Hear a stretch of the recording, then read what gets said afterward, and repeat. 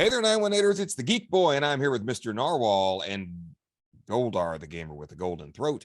And we are here to discuss this announcement that came earlier this week from James Gunn regarding his initial slate for the DCU. I guess it's no longer called the DCEU. He announced, I believe, 10 projects. I think if I'm gonna have to look at the list again, but I think it's 5 for film, 5 for TV. Regardless of what you think of what he announced, the chapter 1 being called Gods and Monsters, I think was amazing. That was a very wise choice on his part. And you know, guys, I think before we discuss what things have us excited, what things have us kind of arching our eyebrow, what things we're eye rolling at, the first thing I want to talk about is the reactions across the interwebs. Some people are really let down. Some people are like, oh, this might be kind of cool. Let's see. The one thing I haven't heard and that I kind of agree with is this was not a home run announcement. And do you guys think DC needed a home run right now, or do you think they did what they wanted to do? Narwhal, I'll go with you first. Yeah, I think that so many people have been bitten by the whole situation with DC and the Snyderverse and everything else that I think people are very hesitant to dive into this entire topic. The people who even just pay attention to this at the very highest, at the very lowest level, they're excited to see James Gunn involved in this, but I think there's a big feeling of let's just wait and see. Let's just wait and see, because we've all been there before when we're all excited about stuff that's going to be coming out and stuff that's been announced, and inevitably half the stuff never actually comes to fruition, and the half that does come out is sort of that. I mean, I think people will need to be convinced that this is going to be as good as it seems. Oh, dude, I agree. When I remember, I think it was the Comic-Con we did in Oklahoma City. And so I don't think either you or I think Goldar might have been there, but like they had the DC slate, and I wanted to like grab whoever was in charge of DC and go, dude, you have a problem. You just like announcing movies, because like none of this stuff is, I mean, they had Cyborg 2 on the roster. I'm like, can we get Cyborg first? So yeah, I agree with that. Goldar, what was your reaction to the announcement? I think it just ultimately boils down to like Marvel fans are excited to see what James Gunn is going to do with DC, because they're probably like, yeah, fix DC, please. Whereas the people who are already fans of the DCEU are already hating this. Yeah. They are not happy, especially with comments that James Gunn made saying that people from the DCEU may come back for the DCU, but not Henry Cavill, and that's what everybody is really upset about. I think that's the biggest thing. It's kind of like, how can you make room for Ezra Miller's Flash, who's notoriously had some issues in real life publicly, but we can't get Henry Cavill Superman back, who really probably deserves his own second film of really anybody that they've made, because that first Man of Steel I thought was a pretty good entry into the DCEU to begin with, but subsequent titles that he appeared in didn't fare so well. But him having his own solo sequel was something that people really desired. Yeah. Oh, absolutely. And I've always felt that Batman v Superman, if you watch the director's cut with a critical eye, there is an amazing Man of Steel sequel struggling to get out of that movie. But they just, too much crammed in, too much corporate stuff. But I totally agree. And I think that's probably been the one resonating through line, is that really you're keeping Ezra Miller, but you're not going to bring Henry Cavill back. And I had a couple of thoughts about that. One, I don't know how old Henry Cavill is. I think he's probably in his late 30s, early 40s. But they've been very transparent that this is a 10-year plan. Okay. So they obviously need someone that can play Superman for 10 years. If Henry Cavill's going to end, if this would end his run when he was in his 50s, who knows? I mean, who knows if they thought that was a viable thing? Plus, I know David Zaslav, and he's going to be like, okay, how can I write the smallest checks and get the biggest bang for my buck? you know, and when you're going to bring Henry Cavill back, guys, I guarantee you, you're looking anywhere from 15 to 20% of your above line budget going to Henry Cavill before you even fire up the cameras or start building sets. I mean, and rightly so. I mean, I'm not dissing on Henry Cavill because he is a brand.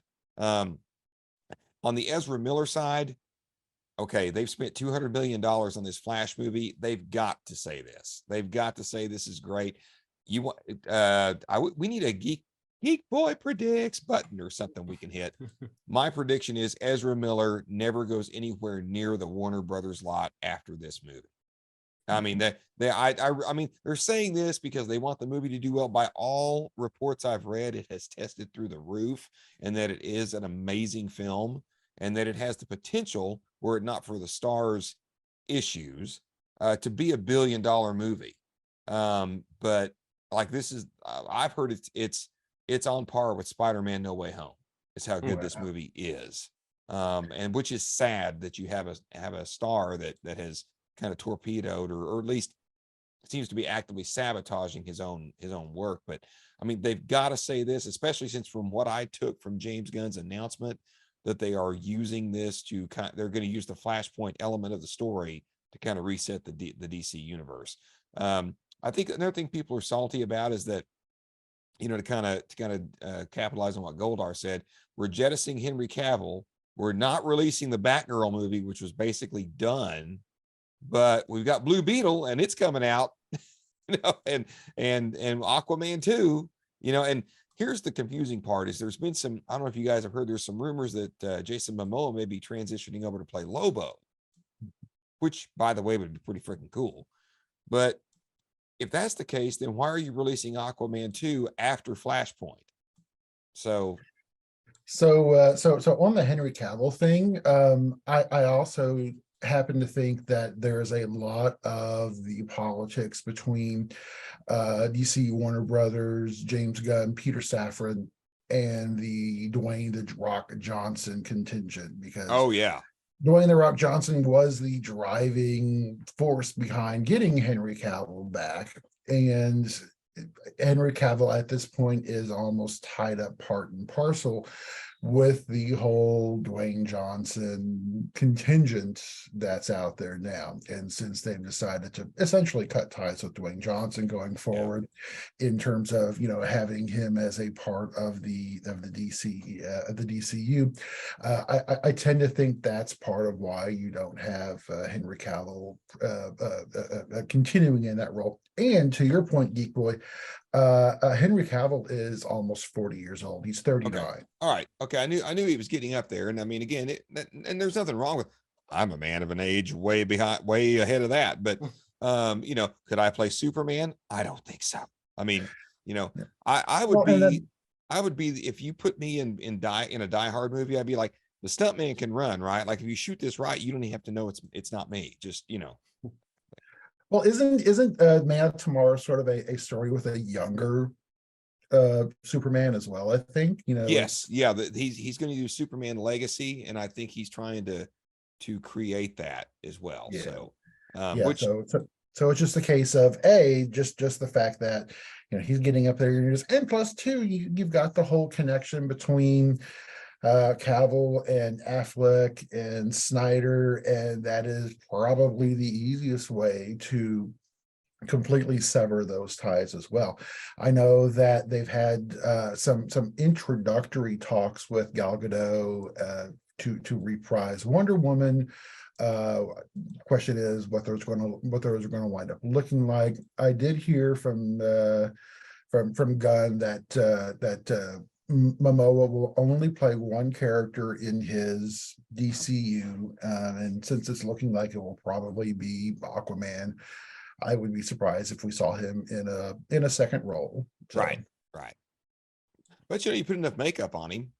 I mean, this is true. Yeah. So anyway, Goldar, you got anything before we move on to the actual projects themselves? No. That pretty much covers everything I was thinking.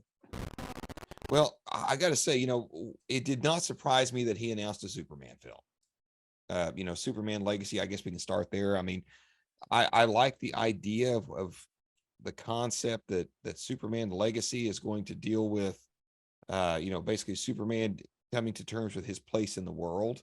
So it's not exactly an origin story, but it is, something that really digs into the character of Superman. And I think that's probably the biggest thing. I think everyone on here can agree, and anyone who may be watching would agree. The hardest part about Superman, he's the hardest character to write. He really, because and I think that's where I found some parts of Man of Steel to be off-putting is he's not angsty. He is a legitimate bulletproof Boy Scout. And what makes that hard in this currently, it's kind of like writing for Captain America, and what makes that even harder is, unlike Captain America, you have to come up with some crazy threat, apart from the kryptonite MacGuffin to even challenge Superman. So, I think people were wanting a casting decision or a casting announcement too. Doesn't surprise me we didn't get one. I guess my only concern for all this is, and I'm gonna kick it to you guys for your discussion, is there's nothing that I've seen James Gunn do to make me think he can write a Superman movie. And I feel bad saying that because I feel like I'm pigeonholing the guy. But if you look at his body of work, nothing suggests that he can write a Superman film. What do you guys think about that, Goldar? I think he can, because he took the Guardians from being really obscure characters into the limelight for the MCU. So I've got some faith that he could probably write a Superman story relatively, write some interesting aspects of the character that we haven't seen just yet. For me, I think the biggest thing too for Superman is that he's been fighting the same damn villains like every movie. Like they're all just these underpowered, like the reason why I like Man of Steel so much is he finally fought somebody that was as strong as he was. And I was like, Right. okay, this is a good fight. It's not like, Superman Returns with, Brandon Routh, where he fought a giant mountain. Yeah. I was like, this is the villain? A mountain of kryptonite. You couldn't think of anything else for Superman to punch. Hey, he got shanked. He got shanked with a kryptonite, yeah, and I was like, this is real. This is real Superman 4 vibes here. Like what do you guys do? So I think it's time that Superman really have a movie where not only we dive deep into his character, but we also have a villain that not only challenges his strength, but also challenges his character too. Right. So I'd be interested to see something like Metallo, maybe, or even Brainiac. Brainiac was where I was going. Yeah. Brainiac would probably be a really good villain for it, just to kind of explore not only aspects of that, but also, some of his character aspects that come up from it. So yeah, I feel pretty confident James Gunn can deliver on this, especially since he was involved with Brightburn, and that was a super interesting. Oh, I forgot about that. Oh my God. A super interesting version of Superman. That's if they found Baby Zod. Yeah. I totally forgot about Brightburn. Thanks for reminding me. Mr. Narwhal, what are your thoughts?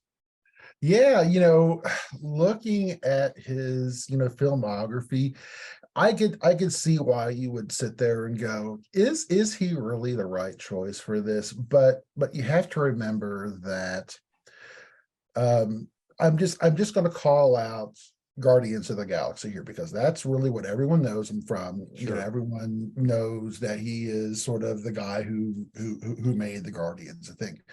But here's the thing, though: the Guardians of the Galaxy that you have in the comics, the characterization of Star-Lord in the comics is much different than what you have in the movie. The Star-Lord from the movie, I would posit, is a much closer analog to a Clark Kent, sort of an everyman who is, in a world that he doesn't really understand and doesn't fully fit into, and he is trying to sort of find his place and figure out where he belongs out in this greater world. It's much different than the character in the comics, who is a paramilitary, a commander. He's the guy who, put together essentially the Suicide Squad version of the Guardians of the Galaxy to go and fight this unfightable foe. But it's a much different characterization. All the stuff that you love of Star-Lord is stuff that James Gunn pretty much came up with. So Oh, wow. I Okay. think that the man could probably pull it off. Okay. Well, again, and I don't know what a lot of people think, but I think everybody on this panel, we're rooting for him. We're rooting for James Gunn to succeed in this, and Peter Safran as well. The one that kind of jumped out at me, and then I'll stop for a minute, let you guys talk about the ones, was when he said that Superman Legacy is going to lead directly into the Authority. I'm like, okay, I even had to look that one up. But I looked it up and I thought, okay, this is in James Gunn's wheelhouse. This is basically DC's version of the Boys, when you, or at least that's how I'm seeing it. So I can see, in my mind, Superman's and in the comics anyway, most of the Authority gets their powers from technology of some kind. They're not true metahumans, at least if I was doing my research correctly. Again, I haven't read the Authority, so if anyone out there watching leaves a comment that makes me think different, I appreciate it. But I can see kind of the conflict they were trying to create in Batman v Superman between Superman and the Authority, but the Authority is kind of like DC's version of the Boys, I guess, for lack of a better term. So that's kind of my thought. I thought, now that's James Gunn's wheelhouse right there. So those were the two that kind of got me going, and of course probably a couple others we'll talk about, but I found that the fact that those two bleed into each other, I can almost maybe seeing the Authority becoming like the ultimate big bad in this first phase, maybe. But who knows? So I've talked enough, led the conversation enough. Goldar, what were the ones they announced that really got you excited? I would say Swamp Thing was the biggest thing that got Yeah. me excited. Just from the fact that I hadn't even gotten a chance to watch the Swamp Thing TV show that they did not too long ago. Yeah. That the Reverend IT Geek said was very good watch. I Yeah. was disappointed that it wasn't seeing a second season. I'm glad to see that it's coming back into development again, because I remember that character when I was a child, and he had his own cartoon, and Yeah. based on the movies. Mhm. And action figures and stuff like that. So he was a really interesting character to me, and probably one of the earliest ones that I had contact with. And I had lost contact for like where Swamp Thing wound up for the longest time, and then I don't know if he got acquired by Warner Brothers and DC Yeah. at some point during the 90s or early 2000s, but he ended up showing up in some DC comics that I had read, Brightest Day, Blackest Night, things like that. So to see Swamp Thing get some more due time in the spotlight, I'm looking forward to that. The other one that I was excited about was the Brave and the Bold. I Okay. think Yeah. that's going to be very interesting, because we haven't seen a Robin paired with Batman in a movie in, oh God, since the late 90s, Yeah. since Yeah. Batman and Robin, and nobody wants to remember that. No. No, I mean, not unless you have any, ice puns to throw out, right? That's the blockbuster that everybody hated. That movie made bank and everybody hates it. Yeah, it was. So to see and for it to be Damian Wayne too this time around, and not Dick Grayson or Tim Drake or Jason Todd, I think is a very interesting choice, because it can add definitely some contention there between the two characters as they work together, which I think will be interesting to see. Well, it sounds like they're keeping his origin, Damian Wayne's origin, the same, because they call him out as an assassin in the description. So it sounds like they're keeping that consistent anyway. Yeah, and I'm also interested too. Like Batman's another one who we keep seeming to recycle the same villains over and over again. Yeah. So I'm kind of curious as to who they're going to choose for the villain for that, because I really do not want it to be, the Penguin, the Riddler, Joker, those guys have to be off the table. Like, Yeah. if you're gonna do another one, like do Bane. Like we've already had Bane, but Mm. that's fine to do him, maybe one more time. Or Yeah. actually, we've had him twice now. Yeah. Yeah. Nobody wants to talk about that either.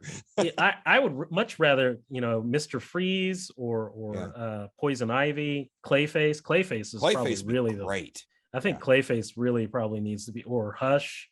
Hush would be a good one, or the Court of Owls. There's so many good Batman villains that they could choose. Oh, I know. We seem to keep doing the same ones that people recognize. So those are the big ones that they announced that I was super excited about that we didn't know were coming.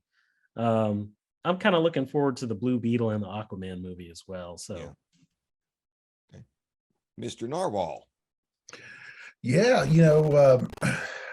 I traditionally have not been a big DC fan. My fandom's pretty much always been straight up Marvel. However, there is one DC property that I have had a fondness for many years, and it's the one that I'm most excited about in this new iteration, which is Lanterns. The idea of actually doing a proper Green Lantern story, and especially the fact that they're making it a live action HBO Max show, and it's going to be a actual detective show, a true detective style show with superpowers. I think has a lot of potential. I think it could be a really interesting take, not only on, the whole idea of Green Lantern, but just the entire idea of what a superhero movie could be. That's been one of Marvel's big keys to its success, is that they don't make superhero movies. They make different genre movies that has a superhero overlay or a superhero element. And I feel like that's what this could be. The other one that I am pretty excited about is the animated HBO Max show Creature Commandos. I tell you, if you thought that The Authority was James Gunn, this Creature Commandos looks like it is James Gunn meets Guillermo del Toro, and just from the character art that they showed, I'm very excited to check this one out. Okay. I've heard that one was already in development before James Gunn took the job. I think he was actually developing this. So that's one of those ones that because James Gunn's attached to it, I'm like, all right, I'll give this a chance. Otherwise, we're like, what is this? So let's move on to this to I guess actually before we do that, I want to circle back to Lanterns real quick. I want to take bets here on the table. Geekboy's willing to put a bottle of wine or whatever, or your drink of choice here. It's up for wager. We all know that when Guardians 3 comes out, most of a good portion of that cast is done. We know Dave Bautista's not coming back. They'll never get rid of Groot and Rocket because that stuff sells merch. But I think this is also Chris Pratt's last film. What do you guys think? What's your odds that Guy Gardner is going to be played by Chris Pratt? I'm going to say probably pretty high. Yeah. What do you think, Narwhal? I would probably put Bradley Cooper into the Guy Gardner mold more than I would Chris Pratt. Right. That it just doesn't seem like that is necessarily his. Because I always thought of Guy Gardner having a bit more of an edge to him. Okay. However, seeing Chris Pratt's performance in The Magnificent Seven, I mean, he could probably pull it off. But like I said, I would probably think more of Bradley Cooper for that. And just to make sure, it is Guy Gardner, right? That they're doing. Let me see here. I just want to make sure before I. No, I'm sorry. It's Hal Jordan. It's Hal Jordan. It's Hal Jordan. My bad. Hal Jordan. Oh, okay. And, my bad. I'm sorry. It's Hal Jordan. I misspoke. Who was that guy that was in Top Gun Maverick? The one that was the blonde guy that was Rooster? Or not Rooster, Hangman. Hangman. Glenn. Yeah. I could see that guy as Shore? No. No. Let me look up his name. Yeah. There was something and I find it interesting that since they have announced this, they also Glenn Powell. sort of Glenn Powell. Yeah. that they've also pretty much announced that the Greg Berlanti run Lantern show is now officially dead. So Yes. Yeah. Yeah. Yeah. Oh, I'm sorry. No, go ahead. Go ahead. Go ahead. I was gonna say, yeah, I see Glenn Powell as the lead for Hal Jordan for that. Okay. He's young enough, he's tall enough, Yeah. guy's handsome. He could probably play the role for a solid 10 years if they wanted him to. True. So who do you think they would have for Jon Stewart? That's the one. Yeah, I'm that's the better question. excited. That's the good question. I have Goldar's a pick. available. Yes. My pick for it would be John David Washington. Oh, that would be good. That would be amazing. Yeah, that would be very Yeah. good. Yeah. Yeah. Because everybody I'm thinking of, no, he's in a Marvel movie already. What about no, he's in a Marvel movie already. Yeah, I was gonna say, what about oh gosh. I just lost his name.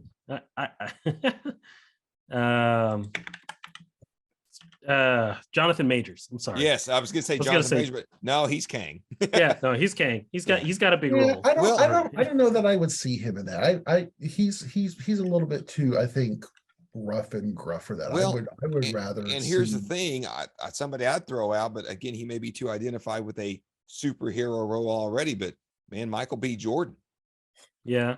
he could do it. But I'm liking John David Washington. I'm really liking that you threw that out.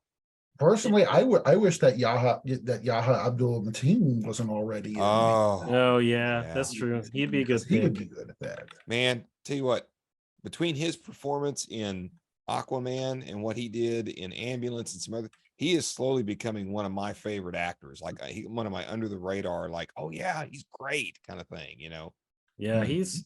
he was. You know what? I forgot that he was in the Matrix. He was probably one of Yeah. the best Oh, yeah. parts of that. Yes, he too. was. Yo, yes, he was. Yeah. So Man, and then then a couple other things. Let's kind of just I'm gonna switch this to I'm sorry, Mr. Narwhal, were you done? Yes. Okay, I'm gonna switch this to kind of head scratching mode. Mhm. With I'm gonna go with Paradise Lost is like that's interesting. I mean, obviously I believe this is gonna be an HBO Max series. Yes. And this is going to be a setup for whoever the next Wonder iteration or whatever the next Wonder Woman iteration is going to be. Obviously, it could still be Gal Gadot because we don't know. But I think that's an interesting choice, and also the Booster Gold HBO series. I thought that is a deep cut. That's not as deep as Creature Commandos, but that's a deep cut. Booster Gold is one of those characters that they've tried to bring into live action a few times. In fact, Donald Faison had just played Booster Gold in the very last episode of Legends with the CW. And Oh, really?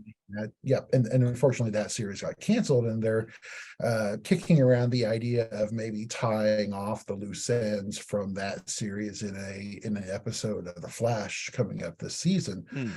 Just to sort of put a bow on that series. But yeah, that's one of those characters that that people have been, I think, asking for quite some time. I think that it could be really interesting. I like the idea of it being an HBO Max series. I think that you could get some really interesting stuff there. But I think that the Wonder Woman series could be really interesting, to sort of do a little bit of a deeper dive, make it almost a prequel, I think, in looking at sort of how that society works and was formed, and some of the different stuff that goes on there. And I think that's a good opportunity for them to do essentially a soft reboot after they get through with Flashpoint, to sort of highlight the differences between the Themyscira that we know from the movies and whatever the new iteration is. And you have a built-in audience. I mean, everybody will agree. Even Wonder Woman 84, the best moments were the Themyscira sequences. I mean, in both movies, they were great. But oh yeah. Goldar, what about you? You got any things where you're like, they're doing what? I There were a few. I was actually really surprised by the Authority and Creature Commandos, Mhm. because those were really deep cuts. Yeah. I felt like when you're coming up with ideas for new characters to bring in, you usually don't want to bring in your top tier characters.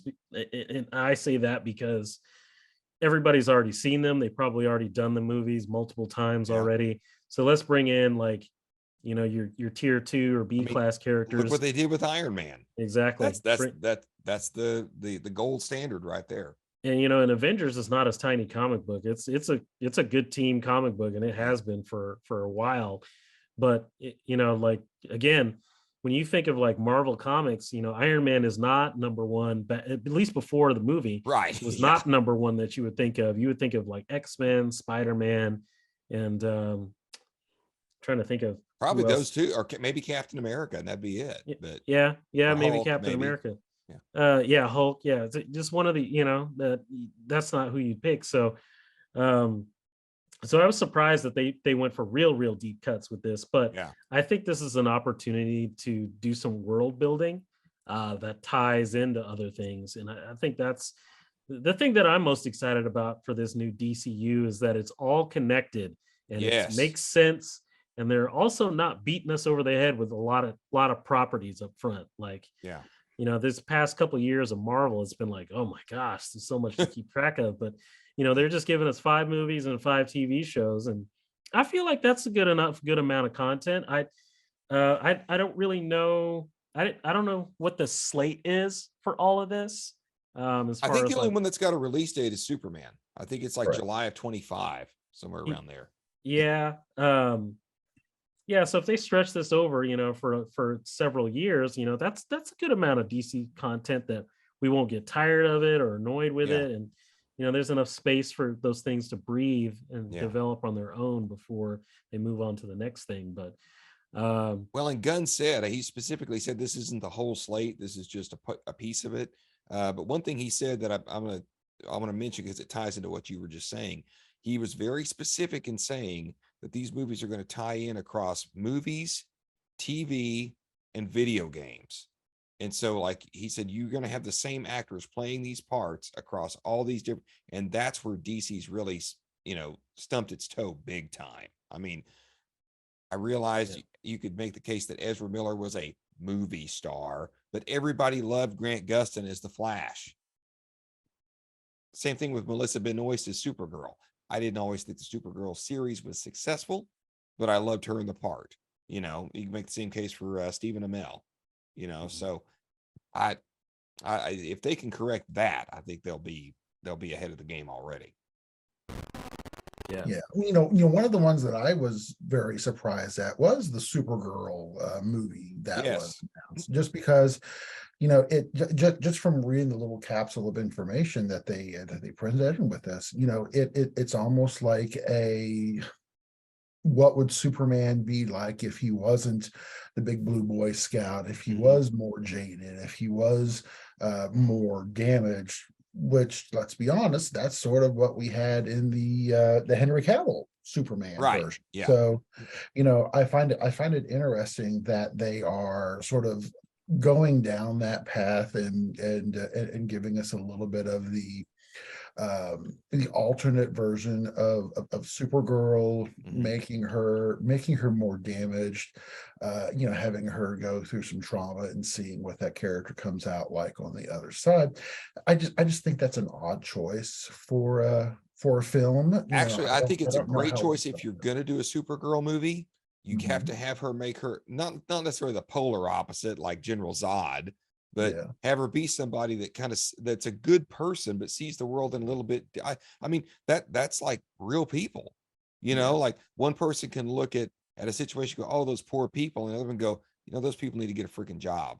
I mean, and they can both be right, but Yeah. how do you? I think that's and it gets a little dangerous when both those people have godlike powers. But the only thing that kind of gives me, because I've read that description, like this sounds kind of cool because it makes her kind of a neat counterbalance to Super, not necessarily a villain, but I can Mhm. see them coming coming not to loggerheads about things, not necessarily fighting and tearing up buildings, but like I can see them seriously disagreeing on some things. But that the Tom King miniseries that it's based on was pretty divisive. People either loved it or they didn't. That's the only thing I'm concerned about. There's a couple of writers that he dropped names. I'm like, oh, why are you bringing them in there? Like he referenced some things that they wrote. I'm like, that wasn't that good. You know, why are you like, oh, I one of the writers from Birds of Prey is on the staff. I'm like, oh, why would you do that? Like that. Yeah, like what Goldar just did. Yeah. I was like, what? Like, I don't care if you want to give them a job, but don't be throwing their name out there, you know, like, you know, damn. So the other one that I thought was a head scratcher for me was actually Swamp Thing, just because I could see Swamp Thing being more of a HBO Max series. Yeah, not a movie. That it's sort of horror themed, and the character doesn't seem like the most engaging for a feature film. He ain't going to be part of the Justice League. Let's just look at it that way. Yeah. It would almost have to be sort of like a almost like a Jason Voorhees kind of thing, I would think. Otherwise, you know, then I think you're running into the risk of making him like a Dick Durock, you know, 90s Swamp Thing where he's like, I'm Swamp Thing, you know, like no, that just don't work like that. You know, you've got to make him darker, you've got to make him a true horror character. But just to have him try to carry a film like that, it just seems like an odd choice to me. Okay. Goldar, was there any odd choices for you that like kind of jumped out at you? Oh man, there's one where I'm just like, they're still going forward with this. It's Gotham Knights. Oh, yeah. I'm like, you're still trying to make this? Like, I feel like this one is one you should really quietly cancel. Yeah.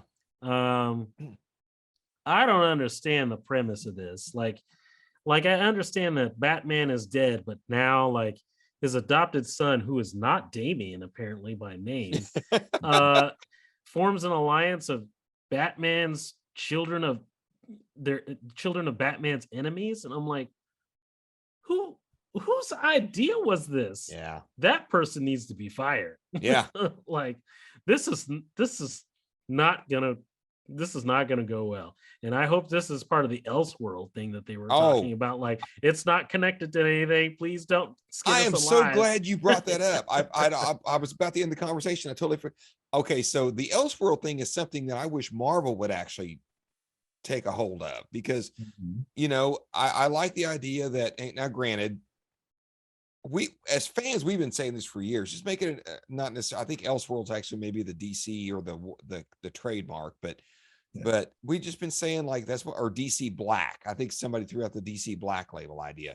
That's what Joker is. That's what Robert Pattinson's Batman is. You know, I love the idea they're doing it. Granted, they're probably doing it because Joker and the sequel to the Batman were already contractually in place by the time James Gunn came on board, but it's not that hard of a fix. And I think that's, you know, kind of like what Goldar said, that's an easy out, man. Like even Batgirl, like, oh, we got to release this shit. That's an Elseworld. That's like they get the movie and they're like, well, shit, that's an Elseworld. Stamp the Elseworlds label on that. Put that shit. That's not part of it. Recast, you know, move on. But yeah, that's definitely going to be it. But I do think that's a great idea.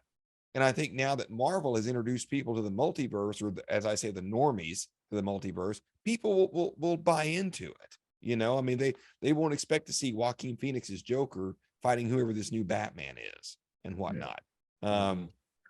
Well, and considering that this is a CW show, and the CW is for all intents and purposes being shut down over the next year to 12 to 18 months.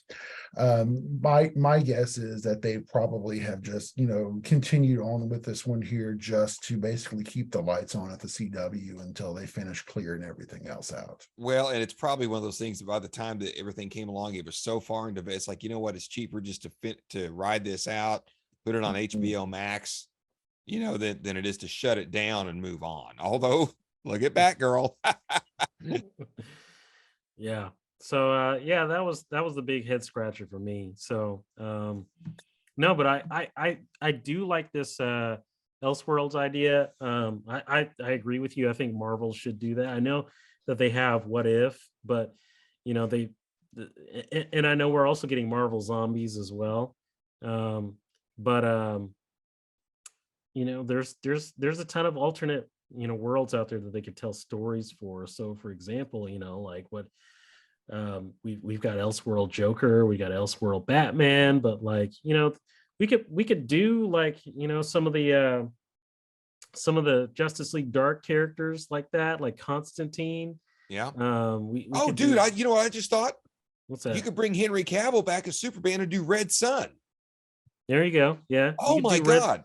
yeah, Red Sun would be a great story to do. With the Henry Cavill Superman, that would be awesome. And the Yeah. fans would eat that up.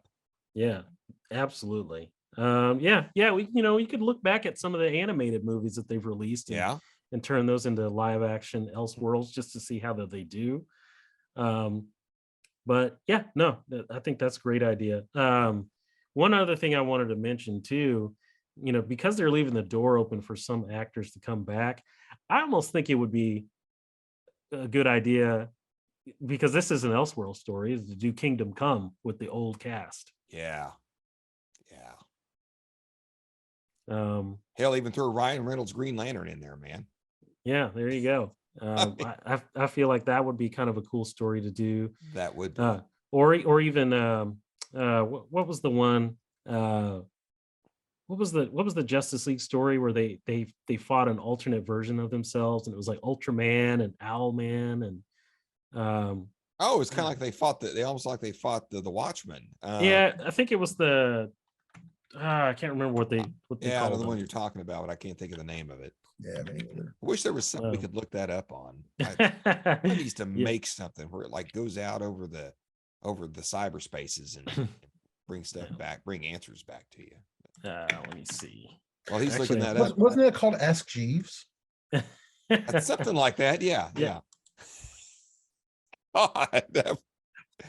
Deep cut. That's super deep. So the one that we haven't really kind of talked about that I find interesting, and I think this is another one that kind of has some fans prickly, is the Waller show. And I think that's got a lot of potential. I think what people are prickly about is, well, hey, Viola Davis is coming back, to play Amanda, which she's fantastic in the part. I mean, who else gonna play her?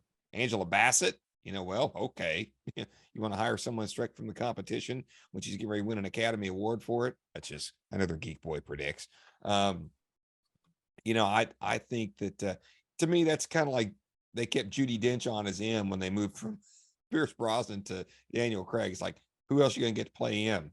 Yeah, that's what I thought. Move on, but I think Waller has a great potential to be a really interesting show. And that's kind of what I thought was kind of weird about Black Adam. Like everybody on here seen Black Adam, right? Yeah. Like to me, if Amanda Waller is going to recruit somebody, it's the freaking Authority, not the Justice Society. But that was just me. So the story I'm thinking of is Crisis on Two Earths, and it was the syndicate, what did they call themselves? Crime Syndicate. Yep, that's what it was. So I'm like, that'd be kind of fun. Dude, I want a Legion of Doom. I want a bona fide, hideout submerges in the swamp, Legion of Doom. Meanwhile, at the Legion of Doom. Yes, that's what I want. Gathered together from the four corners of the universe, 13 of the world's. only if we get Wendy and Marvin and a Wonder Dog and Wonder Dog and the Wonder Twins. So, all right. We hope you guys have as much fun watching this video as we had making it. Leave all your comments and be sure to like, share, and subscribe. Mash that bell and be sure and share this all around the interwebs. For Goldar and Mr. Narwhal, I'm the Geek Boy for Fanboys 918 signing off. Peace.